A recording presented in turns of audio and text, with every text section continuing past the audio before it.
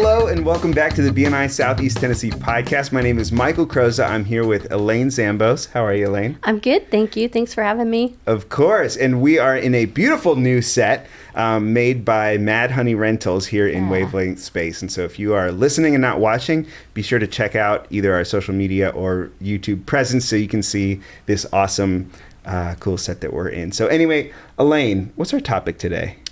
We are going to talk about head trash. Head trash. All right. This episode of the BNI Southeast Tennessee podcast is sponsored by Heather Hendrickson, owner of the Hendrickson Agency, an insurance agency properly protecting your most precious possessions. Heather believes in people over policies. So a good referral for Heather would be somebody who wants the personal touch and care that only her office can provide. You can find the Hendrickson Agency on Facebook, Instagram, or their website and phone number are in the show notes below. Elaine, tell me about head trash. Well, I have it right now, right? Okay. We all what have. is it? Yeah. So head trash, it's the stories that we tell ourselves. It's all of that, the inner critic, that inner voice. And that person typically isn't telling us good things. It's all this stuff that, oh, I can't do that. I shouldn't do that. Oh, well, nobody like me could do that. I'm from the wrong side of town. I don't have the right education. All the stuff, right? Yeah. And we get so caught up in all of those stories that aren't even true. It's just our own trash. Totally.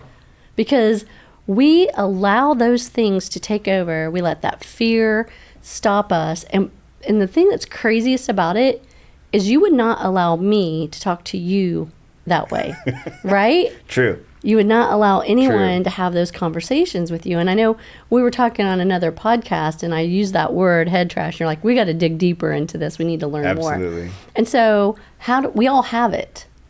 We all have it. So how do we get rid of it? So the first step is recognition, like recognizing when that's happening and coming up with a new soundtrack, right? Because soundtrack, I like that. Yeah, we have to come up with a new soundtrack. So every time that starts, we have to go, wait a minute, stop. I am not listening to that. And then we tell ourselves a different story. So instead of saying, I'm from a small town. Why would I be doing a podcast? Nobody would want to hear what I have to say, right? That stop the trash, back it up, refocus that, and say, you know what? Because I'm from a small town, I can come at this from a different perspective. Something I've got that other something people to say. Exactly. Yeah. Exactly.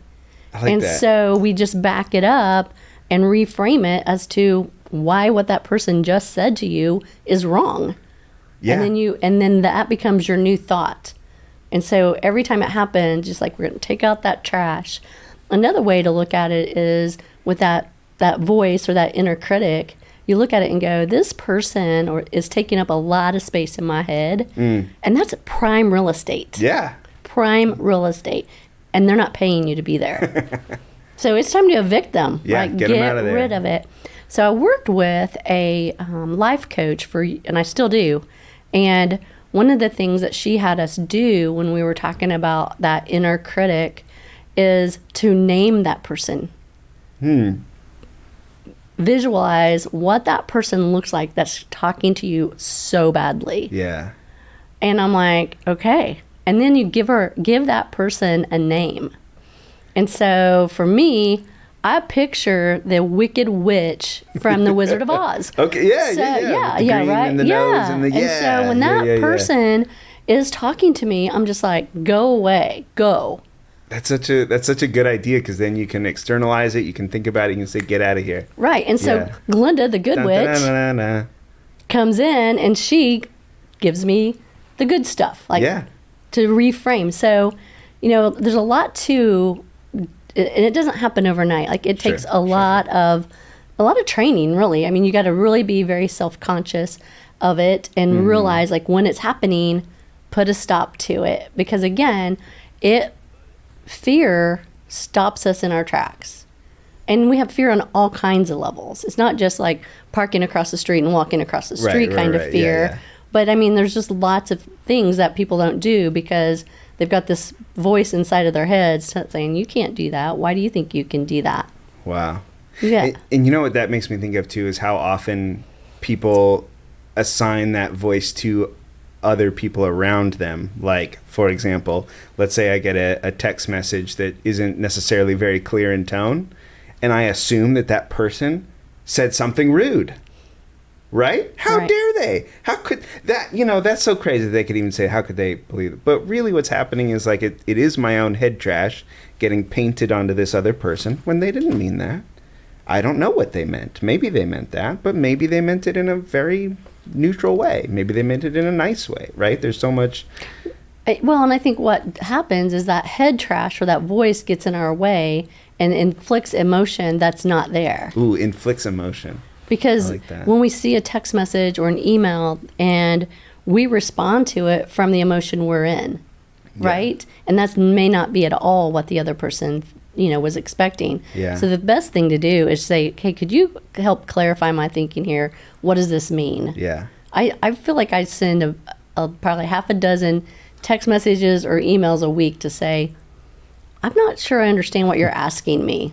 Yeah. Because most of the time when they come back or I pick up the phone and actually ask them directly. Yeah. Heaven forbid we pick up the phone. And it's totally different conversation than I thought we were going to have. So, yeah, it's really head trash is real, and it can, and if it's not taken care of, it can create a lot of problems because naturally, as humans, we want the full story. Right. We want to know all of the facts. And if we don't have them, we make them up. And our inner critic is great at helping us make up that story. Typically, the story we make up is not good. And that's why it's head trash. And that's why it's head trash. And that's why we got to get it out of there. Yeah, so time to take out the trash. Right on. Mm-hmm. This podcast is produced by Chattanooga Podcast Studios, helping businesses and organizations make a deeper connection with their audience through the art of podcasting. An ideal referral for me would be a professional organization with a state or national presence. You can get in touch with me, Michael Crosa, by going to chatpod.com. That's chat with 2 T's, like Chattanooga, which is linked in the show notes below. Alrighty, well, Elaine, this has been a great episode of the BNI Southeast Tennessee podcast. Thank you so much. We want to say a special thanks to Wavelength Space for letting us record in their studio and to Mad Honey Rentals for the set behind us. Be sure to listen to the BNI Southeast Tennessee on YouTube, Pandora, Spotify, whatever your preferred listening platform is. And Elaine, I'm a new dad. Oh, we got dad jokes. I hear you got a dad joke for me. Well, this one's kind of appropriate with what we were just talking about. What did one toilet say to the other one? I don't know. You look flushed. Thanks so much for listening. We'll see you next time on the BNI Southeast Tennessee podcast.